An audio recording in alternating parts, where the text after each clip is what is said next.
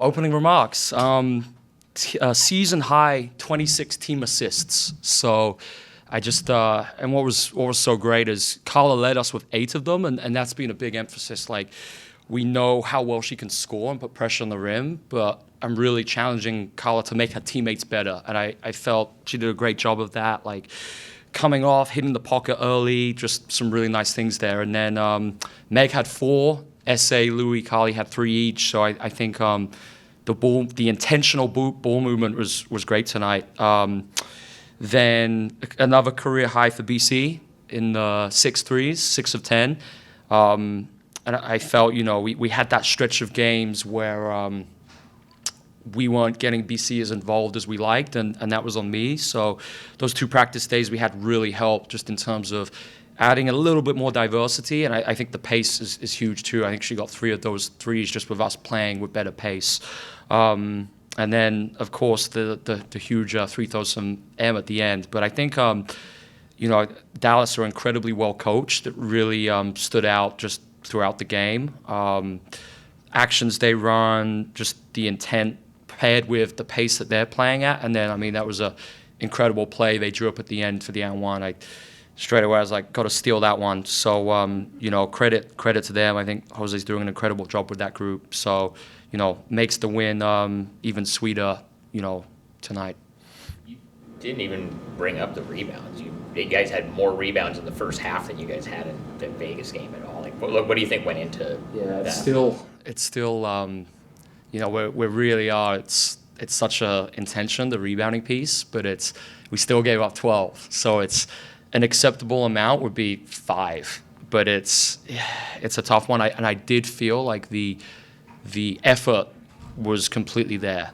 And I think it's tough if you're doing your job, getting a frontal hit, and someone's jumping over you. That it's a tough one. But we're gonna keep kind of really focusing on that throughout this stretch.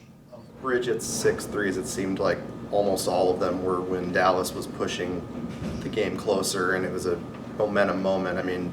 What can you say about the poise that she showed in those situations? Incredible poise. The one that stood out was off that ATO. We drew up the slip off the rip screen, and just it was like, I think that's like all the CLA stuff we're practicing, where she just turned around, leaned off balance, and got it up there. So I thought the fact she took 10 threes, that's what's most encouraging. Like, we got to keep making sure we're very purposeful with that, because it's a huge part of our offense. What did you make of the way that Meg rolled to the basket as hard as she did, as consistently as she did, to help the offense? Yeah, so I think that's, coming into this, I think Meg's always been kind of very, especially when I watched all her possessions in Europe, like playing through the post a lot. And that was one of the changes I just wanted to make, in terms of I felt like Meg's hands and her rim finishing is elite. And instead of having to battle against really good bigs in this league and, score in tough positions, how could we get her the ball in the pocket more, and just in more advantageous situations, like playing against a switch and exploiting the matchup that way?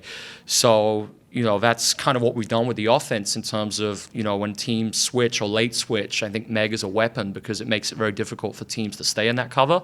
And then, we know she can pop, and that was a challenge at the start of the season to roll more, because she is so good at the rim, and she's completely bought into that, doing an incredible job, and credit to her, she deserves the season she's having. And I think 3 blocks it was as well tonight on our, not on this box score, but on our analytics hub. So that's huge for her to protect the rim like that. Results aside, the win tonight, the loss the last few, do you feel like you guys are playing whatever you call Portland Fire basketball right now? I do, Sean. And I think it's the hard thing is, when you get so bogged down in things like rebounding, and I felt like the intent in other areas has been really good. So I think even throughout this stretch of games, I felt like the signs are good. And that's why, there was no panic whatsoever, like throughout the stretch. And we're always, whether it's a win or a loss, I think we're always kind of self-evaluating, always being critical. But I was actually encouraged, especially with that Vegas game. That was the one the most, where it was just that kind of one quarter in the Sparks. That's the only stretch during that 4-game run where it wasn't really us. How are you preparing for Minneapolis? Yeah, so But I think Charlotte's doing an incredible job. It's, playing two like elite, or three elite teams back to back to back. That's a tough stretch, but that's what this is about. And I think taking all the things we've learned from these last few games and taking that into the mini game, we're excited. That's a great test, especially to go play them away.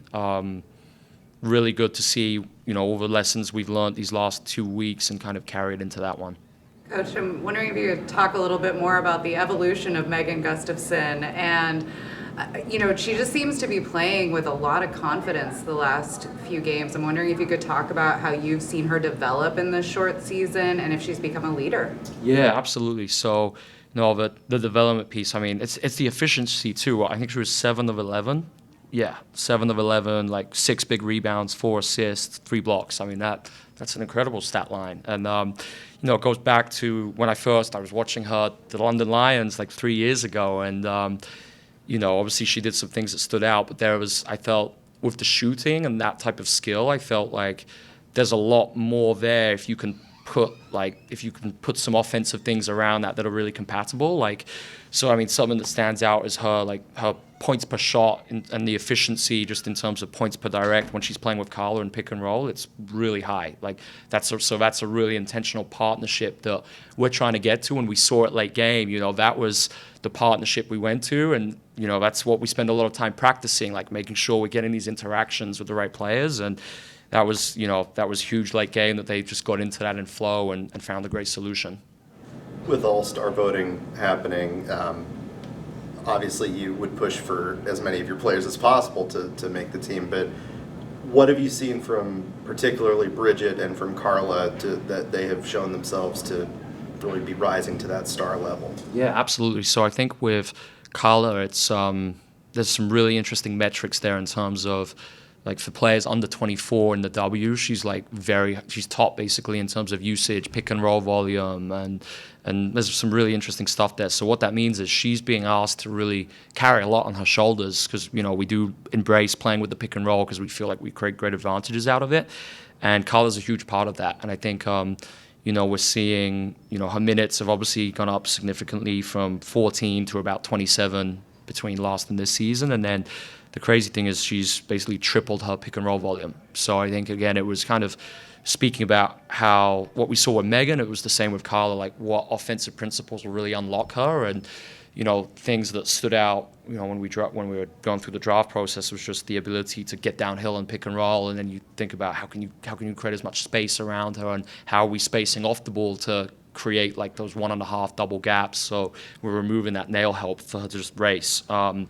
So I think the statistical production is there, and then BC is our leader. I think aside from the incredible stuff she's doing on the basketball side, offensively, defensively, both ways. Obviously the defense is elite, the offense we're seeing it. It's the stuff you don't see is the leadership in terms of she's always telling players where to be in the right spot, helping us get executed with our ATOs when we're coming out of those, talking at halftime. So that's all the stuff that I think is very deserving of being an all-star. You spoke about looking at the poise, and you spoke about not moving away from Portland Fire basketball, but also the execution down the stretch tonight in a close game. Just what did you see from your identity in that, but then not just going away from it, but being able to execute it successfully as well? That's a great question. I think I'd love to see what we are now in close clutch games, because I feel like it's been pretty good so far. And I think what really stood out was we got in the right positions that we wanted to be in. We kind of didn't let ourselves get sped up, or the pressure of the moment kind of put us off. I think so the offensive execution, we got exactly what we wanted, kind of exactly what we emphasized. And then defensively, I think I got to go back and watch it on the clip. I think there was an incredible box out from Carla when we came up with that last defensive rebound, and I think that's something we'll certainly be celebrating on the film.